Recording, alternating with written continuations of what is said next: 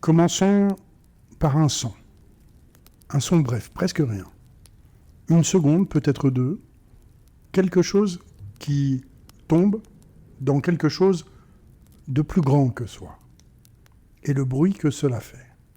Ce bruit particulier, liquide et creux, que seule l'eau peut produire quand elle s'ouvre pour accueillir ce qui vient d'y entrer. Ce son a été noté un jour de 1686 par un homme assis dans un jardin d'Edo. Il l'a noté en 17 syllabes japonaises. Et depuis ce jour, il y a plus de 3 siècles, ce son n'a plus jamais cessé de résonner. Et dans les classes de littérature, dans les anthologies, dans la bouche de ceux qui apprennent le japonais et qui découvrent stupéfaits qu'une langue peut tenir l'univers entier dans 3 lignes. Notre homme s'appelait Matsuo Basho. Et il n'a pas inventé la poésie japonaise, mais il a fait quelque chose de plus rare. Il lui a rendu toute sa profondeur. Il a pris une forme légère, ludique, parfois triviale, et il l'a traversée jusqu'à ce qu'elle touche quelque chose qui n'avait pas de fond. Eh bien, aujourd'hui, nous allons marcher ensemble avec lui. Marcher parce que Basho ne s'est jamais autant senti lui-même que sur un chemin. Un chemin de montagne, une route de province, un bord de mer battu par l'automne, marcher et s'arrêter parfois. Regarder, écouter, laisser les choses nous parvenir. Je suis heureux de vous accueillir ici, sur la voie poétique.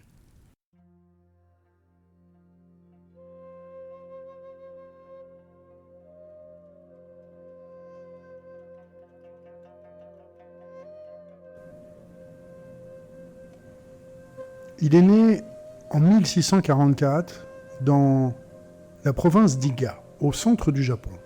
C'est une région montagneuse, close sur elle-même, loin des cours et des capitales. Son père était, selon les sources, un modeste samouraï ou un paysan d'un rang légèrement supérieur. Ce que cela signifie, c'est qu'il est venu au monde dans une condition intermédiaire, pas tout à fait noble et pas tout à fait commun non plus. Et que cette position d'entre-deux, cette appartenance incertaine, a peut-être semé en lui, très tôt, quelque chose qui le prédisposait à regarder le monde depuis les bords plutôt que depuis le centre. Enfant, il devint le serviteur d'un fils de seigneur local, Todo Yoshitada, du même âge à peu près, et que le hasard des naissances avait placé bien au-dessus de lui dans l'ordre des choses. Mais ce hasard avait aussi, par une de ces ironies que la vie distille parfois, donné à ce jeune seigneur la même passion que son serviteur, la poésie. Ils étudièrent donc ensemble, sous la direction d'un maître. Ils composèrent ensemble. Pendant quelques années, 2 garçons que tout séparait furent réunis par cela seul, la ferveur du mot juste, le plaisir du vers bien frappé. Puis, ironie du sort, Yoshitada mourut. Basho avait une 20aine d'années. Et avec la mort de son compagnon, quelque chose de l'ordre ordinaire du monde lui parut soudain moins solide, moins inévitable qu'il ne l'avait cru. On peut imaginer, les textes ne le disent pas explicitement, mais la logique intérieure de sa vie le suggère, que cette perte précoce a planté en lui la graine de ce qui allait devenir sa philosophie entière. Que rien ne dure, que tout passe, et que c'est précisément dans ce passage que réside toute la beauté. non pas malgré lui, mais à travers lui, à cause de lui. Alors, il quitta la province d'Iga et il se mit à marcher. Edo, le futur Tokyo, était, à la fin du XVIIe siècle, une ville en pleine expansion. Elle était bruyante, ambitieuse, habitée par des marchands et des artisans qui avaient de l'argent et le goût du divertissement. La poésie y avait ses amateurs, bien évidemment, ses maîtres et même ses écoles. La forme dominante s'appelait le Haikai no Renga. Vers, liés, jeux d'association, joutes verbales entre participants qui s'amusaient à se répondre en rebondissant de syllabe en syllabe.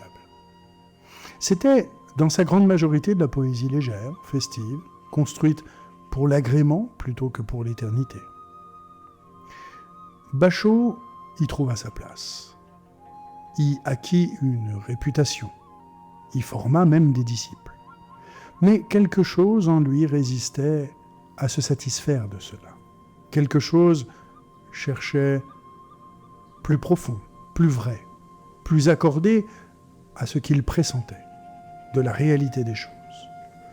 Cette réalité fragile, éphémère, lumineuse par éclairs, que les mots peuvent saisir seulement si on les laisse faire leur travail sans les presser. Un jour, un étudiant lui offrit un plant de bananier. Basho, en japonais. Il le planta dans son jardin, les larges feuilles vertes qu'un rien de vent froissait et que la pluie traversait avec un son particulier, humide et doux, lui plaisaient beaucoup.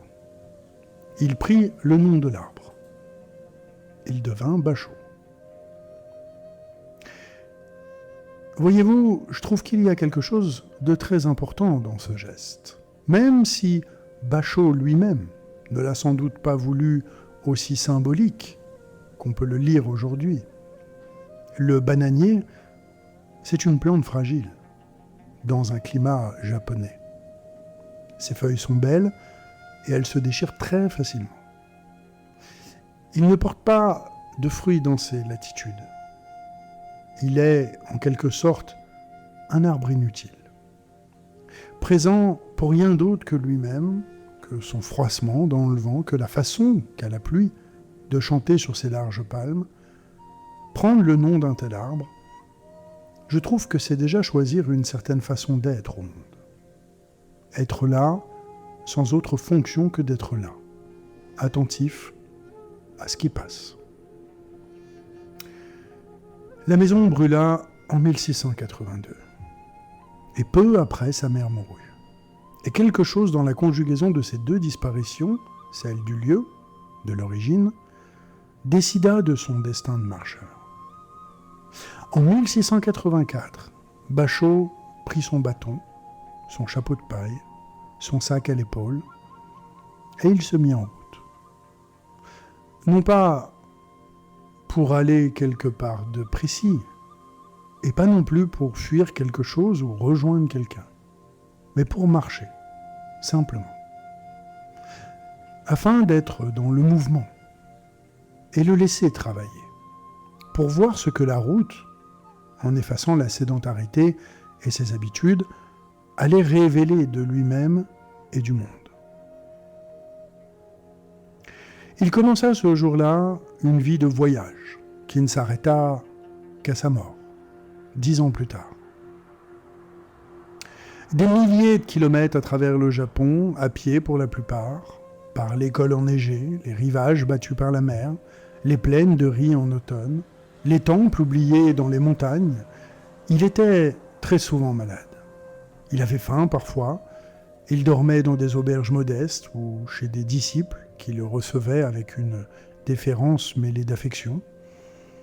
Et partout où il s'arrêtait, eh bien, il écrivait. Pas des journaux intimes au sens ordinaire. Pas non plus des récits de voyage à la façon des géographes. Des textes hybrides, mêlant prose et haïku dans une alternance qui ressemble au souffle d'un homme qui marche. une longue phrase de prose, une pause, et puis 3 lignes qui condensent tout ce que la prose venait d'approcher sans pouvoir réellement le saisir. Un genre qu'on appelle le haibun, et que Bachot a porté à sa perfection. Mais avant de parler des voyages, je pense qu'il faut parler de la grenouille. Parce que absolument tout dans l'œuvre de Bachot peut se comprendre à partir de ce poème-là, et de ce qu'il fait, et de la façon dont il le fait. L'étang ancien, une grenouille plonge, le son de l'eau. 3 lignes, 17 syllabes, rien d'autre. Et pourtant, mais ce mot d'or « et pourtant » est le cœur de tout, quelque chose dans ce poème produit un effet que des milliers de pages d'explications n'ont jamais pu épuiser depuis 3 siècles qu'on l'explique. Quelque chose s'ouvre, le temps d'une lecture. Et dans cette ouverture, passe quelque chose qui n'a pas de nom exact, mais qui ressemblerait peut-être à ceci. Une conscience soudaine et aiguë d'être là, maintenant, dans un monde réel, parmi des choses réelles qui se produisent vraiment et qui méritent d'être entendues. Regardons le poème de plus près, parce qu'il le mérite. L'étang est ancien.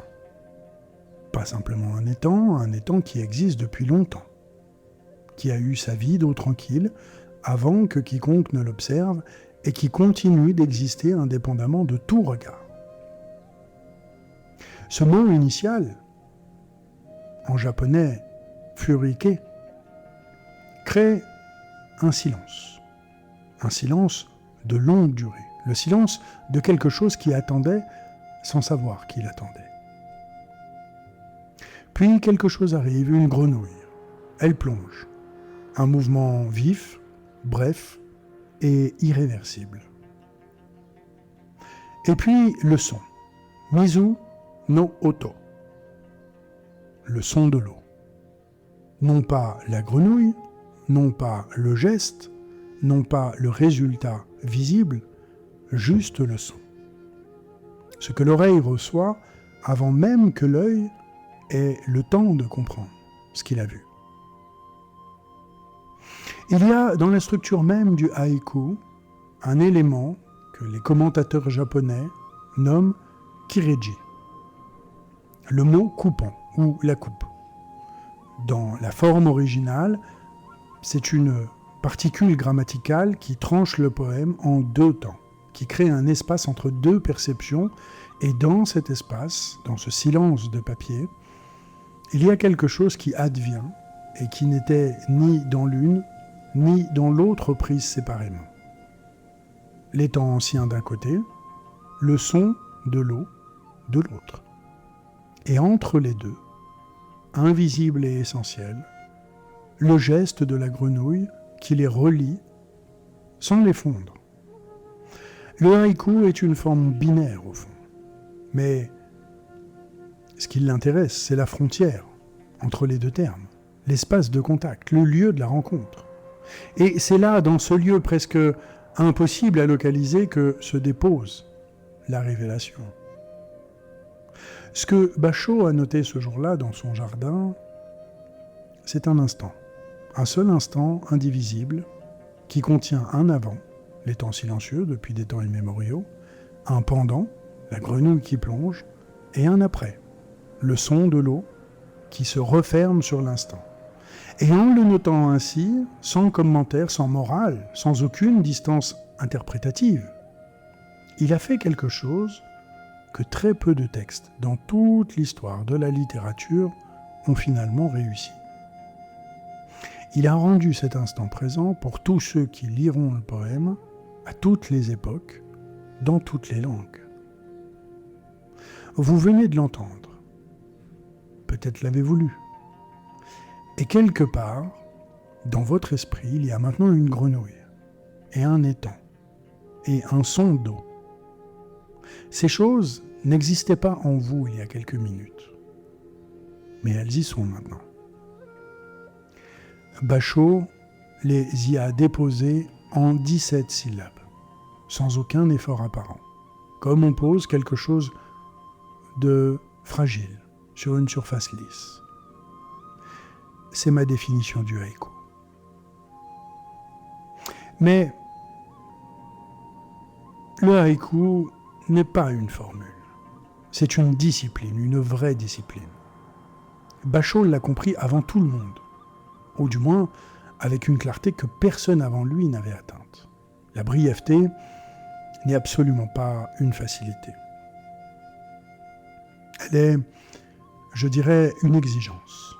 Pour que 17 syllabes contiennent quelque chose de réel, il faut d'abord savoir regarder. Et savoir regarder, dans ce sens-là, est la chose la plus difficile qui soit. Plus difficile que construire une métaphore complexe, plus difficile même que maintenir une démonstration philosophique sur 1000 pages. Regarder au sens où Bachot l'entend, c'est sortir de soi. C'est suspendre le bavardage intérieur, le commentaire permanent que nous entretenons avec nous-mêmes sur ce que nous voyons, pour laisser la chose être simplement là, dans sa plénitude d'être, avant que nous ayons commencé à la classer, à la juger, à en faire quelque chose d'utile. C'est retrouver face aux choses quelque chose qui ressemble à l'étonnement du premier regard, celui d'avant les mots, d'avant les catégories. Et il a donné un nom à cette qualité d'attention. Plusieurs noms selon les aspects qu'il voulait éclairer.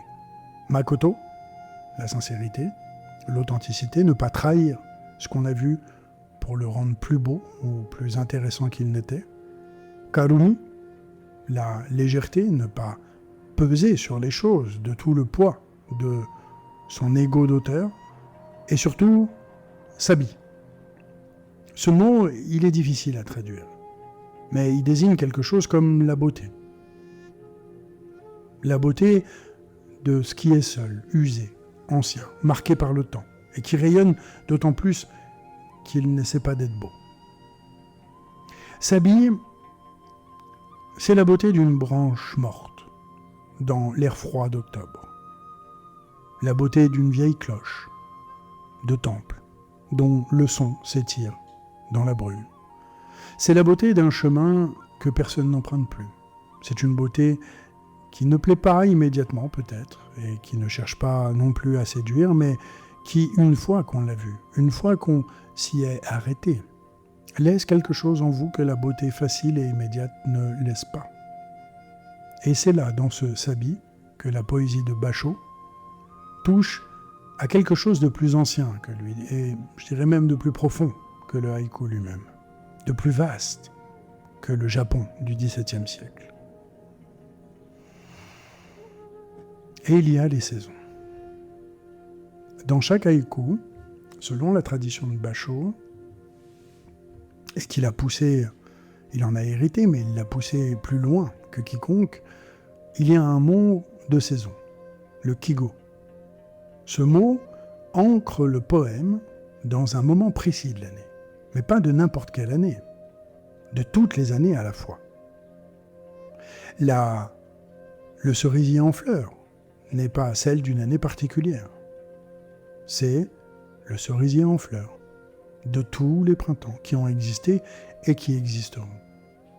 Et en la nommant ainsi, le poème ouvre le temps particulier de sa lecture sur quelque chose de plus grand. La roue des saisons, le cycle immuable, la permanence du passage lui-même. C'est un paradoxe que Bachot n'explique jamais directement, mais qui inscrit dans la structure même de chaque haïku qu'il écrit la forme la plus brève possible de la langue poétique et aussi celle qui s'ouvre sur le temps le plus long. L'instant le plus fugitif, une grenouille qui plonge, un coup de tonnerre dans la nuit, une feuille qui tombe, et aussi celui qui touche à quelque chose d'éternel.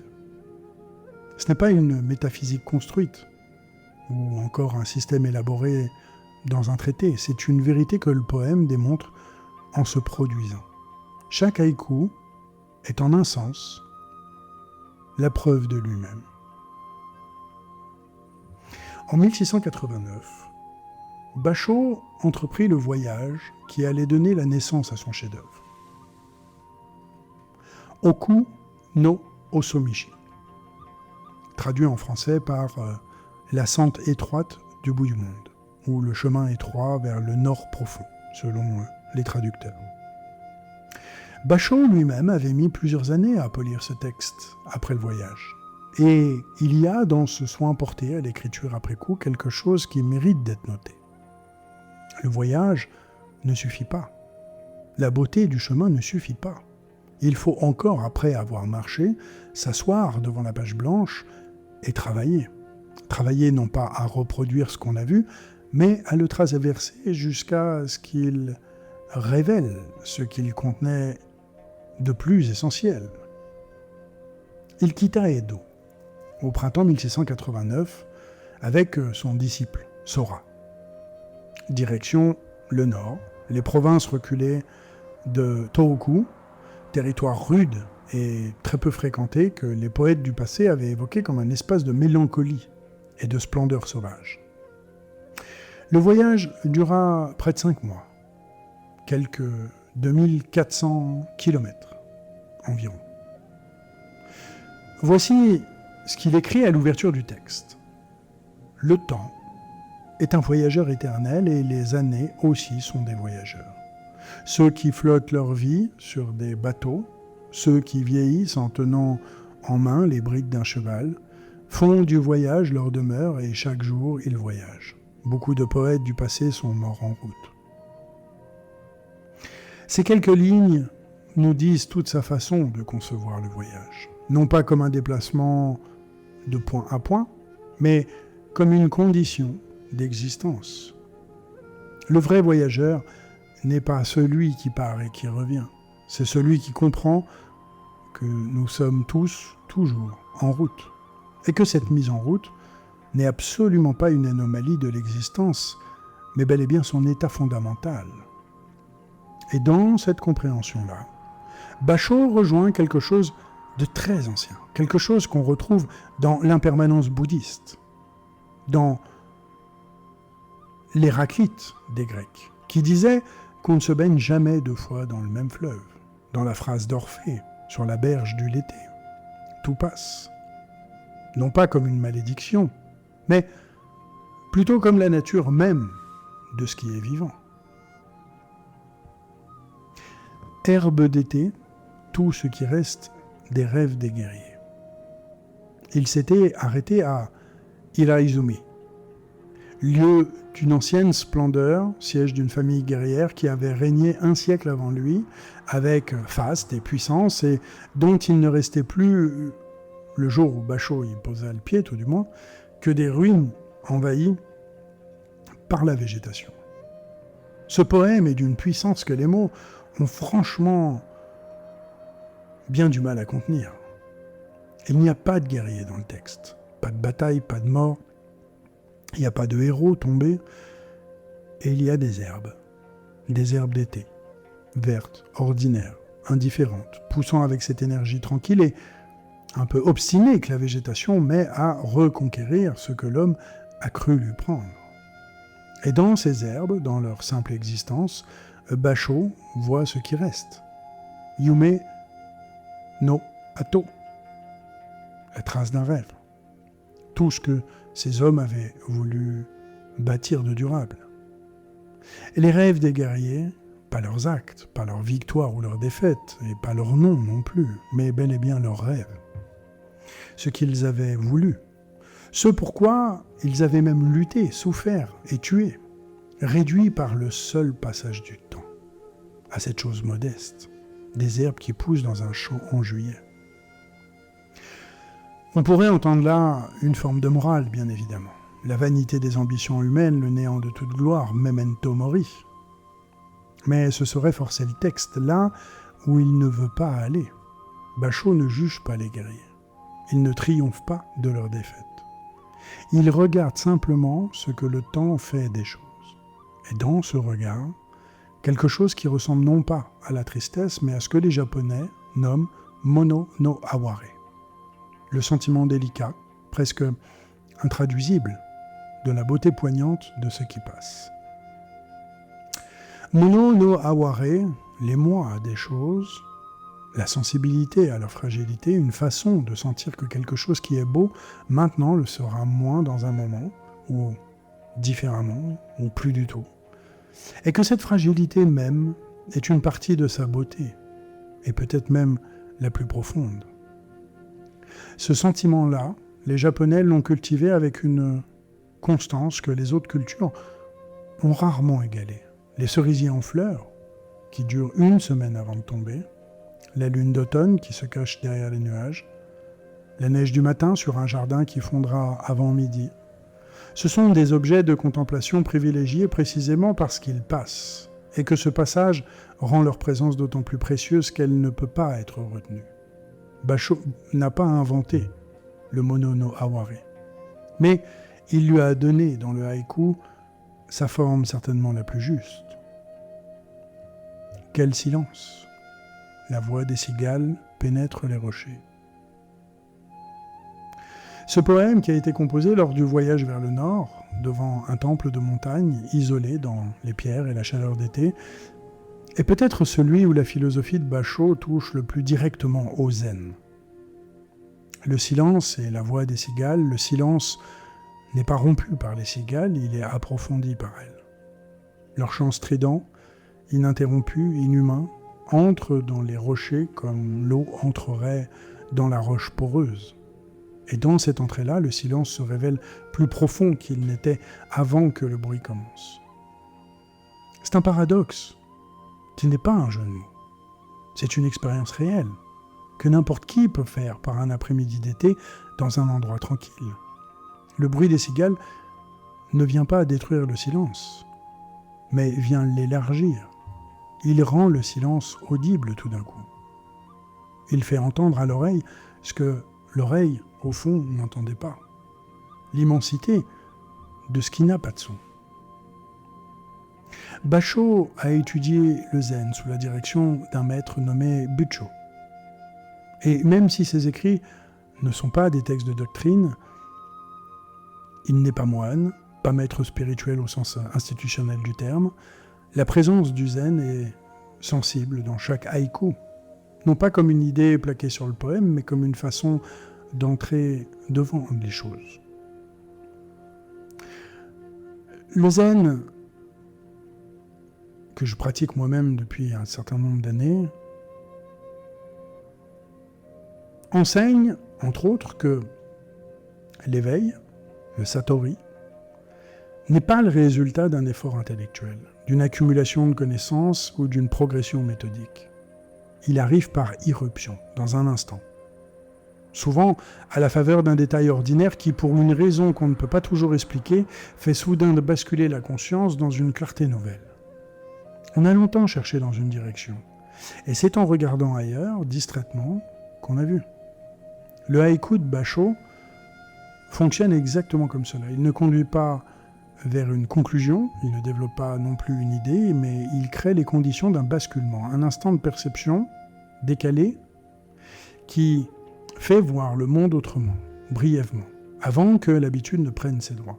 Et cette vision-là, même si elle est brève et éphémère, laisse quelque chose de l'ordre, pourrait-on dire, d'une empreinte. Le zen n'est pas seulement une pratique spirituelle. C'est, dans la façon dont Basho le vit et l'écrit, une épistémologie, une manière de connaître. La connaissance ordinaire procède par accumulation. On ajoute des informations à d'autres informations. On construit des structures de plus en plus complexes. On monte.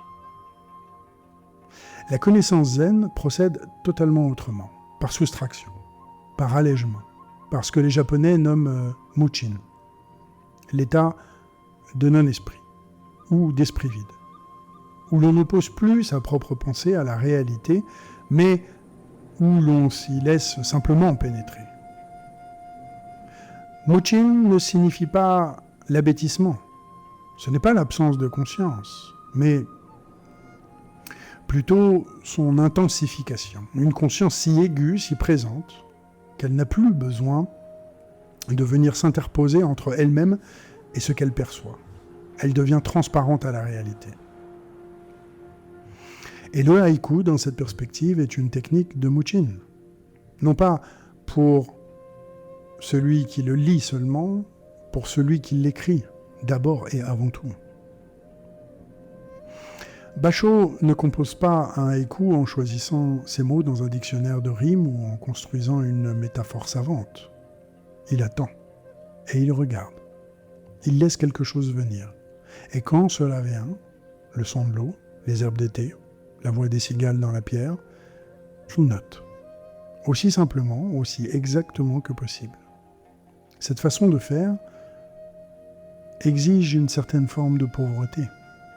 Le même, au fond, que celle de François d'Assise, dont je vous parlais dans l'épisode sur Christian Bobin. Christian Bobin qui lui-même, d'ailleurs, je ne l'ai pas forcément mentionné dedans, mais était très proche du Japon, de l'esprit du Japon, du haïku, du zen. Je vous parle ici de la pauvreté de celui qui n'apporte rien, qui ne possède rien, qui ne revendique rien, et qui peut donc au fond recevoir tout. Le voyage vers le nord dura 5 mois. À son retour, Basho continua de marcher. D'autres voyages, sur d'autres routes, avec d'autres textes. Mais quelque chose en lui savait depuis Oku no Osomishi que l'œuvre essentielle s'était accomplie. Qu'il avait trouvé sa voie. Et que cette voie était, comme le titre le disait, étroite et profonde et interminable. Les dernières années sont celles d'un homme épuisé et de plus en plus malade, qui ne peut plus marcher comme avant, mais qui continue d'écrire, qui enseigne, qui correspond avec ses disciples dispersés aux 4 coins du Japon et qui répond aux poèmes qu'on lui envoie par des poèmes en retour. Et voici l'un des derniers qu'il ait composé, quelques semaines avant sa mort, en novembre 1694. Ce chemin, personne ne le prend. Soir d'automne. Il faut laisser ce poème exister dans le silence un moment, sans le commenter. Il y a un chemin, et ce chemin est vide, et c'est le soir, en automne. C'est tout, et c'est absolument immense. Et on n'a pas besoin de savoir que Basho était mourant pour que ce poème touche quelque chose de très profond, quelque chose qui ressemble à une reconnaissance. Nous connaissons tous ce chemin, nous y avons marché, ou nous le marcherons peut-être. Ce chemin où personne ne nous accompagne et où le soir tombe dans les couleurs particulières de l'automne. Basho mourut à Osaka, le 28 novembre 1694, entouré de ses disciples, après une maladie de l'estomac qui l'avait épuisé pendant des semaines. On dit qu'il continuait de composer des vers dans la fièvre, et que ses derniers mots furent pour regretter de ne pas pouvoir finir un poème qu'il avait commencé. Il avait 50 ans.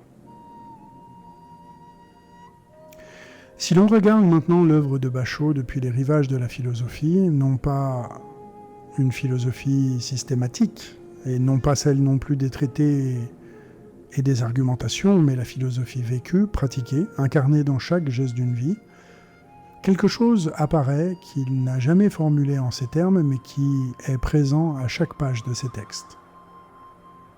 Basho a résolu, ou peut-être plutôt dissous, le problème que la conscience humaine pose à elle-même depuis qu'elle existe. Le problème de sa propre solitude dans un monde qui lui est étranger. Nous sommes des créatures conscientes, dans un univers qui, à première vue, ne l'est pas. Les pierres n'ont pas d'esprit. Les arbres, a priori, ne pensent pas. Les grenouilles ne se demandent pas ce qu'elles font en plongeant dans des étangs.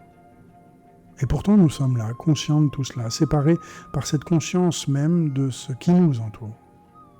La réponse de la plupart des philosophies à ce problème est de construire un pont, un système, une théorie, un ensemble de concepts qui permettent de relier le sujet conscient à l'objet muet. Basho, lui, ne construit pas de pont. Il dissout la séparation qui rendrait le pont nécessaire. Dans le haïku, il n'y a pas de sujet qui observe un objet. Il y a une rencontre directe, sans intermédiaire, sans filet conceptuel. La grenouille plonge et le son de l'eau arrive. Entre les deux, il n'y a rien. Pas de pensée, pas d'interprétation, pas de commentaire. L'instant seul dans sa plénitude. Et dans cette plénitude de l'instant que Basho touche à ce que la tradition bouddhiste nomme l'éveil, non pas comme un état permanent, et pas non plus comme une condition que l'on atteint une fois pour toutes après des années de méditation, mais comme quelque chose qui peut arriver n'importe quand, au fond, n'importe où, dans le plus ordinaire des instants. Une grenouille qui plonge, des herbes d'été, la voix des cigales dans la pierre. Il reste en approchant Basho, depuis les traditions hermétiques et gnostiques, que j'affectionne également tout particulièrement, et se situe parfois un peu à l'opposé de ce qu'est le zen.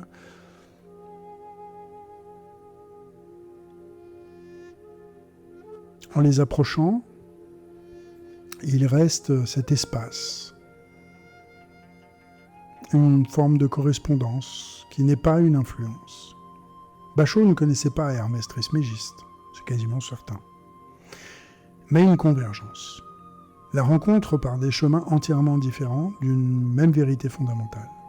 La tradition hermétique enseigne que tout est un, que le macrocosme et le microcosme se reflètent mutuellement, que ce qui est en haut est comme ce qui est en bas, et que la tâche de celui qui cherche est non pas d'expliquer cette correspondance, mais bel et bien de la voir directement, dans les choses mêmes. Non pas dans les textes sur les choses, et pas non plus dans les théories à leur sujet, dans les choses elles-mêmes. Le haïku est précisément cette vision directe. Furike ya, les temps anciens. Ce n'est pas une métaphore de l'éternité, mais il est l'éternité, dans sa manifestation momentanée, aquatique, bruissante. La cigale dans la pierre ne symbolise pas le silence. Elle en est une forme audible, qui révèle le silence par son propre contraire. Le chemin vide du soir d'automne, ce n'est pas une image de la mort, il est un passage vers elle. Concret, visible, à la fois particulier et universel. La tradition hermétique appelle cela l'art, au sens de l'opus alchimique, le grand œuvre, la transmutation de la matière ordinaire en quelque chose qui révèle sa nature profonde. Basho n'a pas de fourneau. Il n'a pas d'alambic. Il a une feuille de papier, il a un pinceau et un regard. Et avec cela, il accomplit quelque chose qui ressemble trait pour trait à ce que les alchimistes cherchaient. Faire apparaître dans la chose la plus humble qui soit, une grenouille, une herbe, un son d'eau, la lumière qui était cachée depuis toujours. Le trébat de François d'Assise, la scintilla des gnostiques, l'or caché dans le vil métal des hermétistes, tout cela se retrouve dans un autre nom et dans une autre langue, dans chaque haïku de Basho.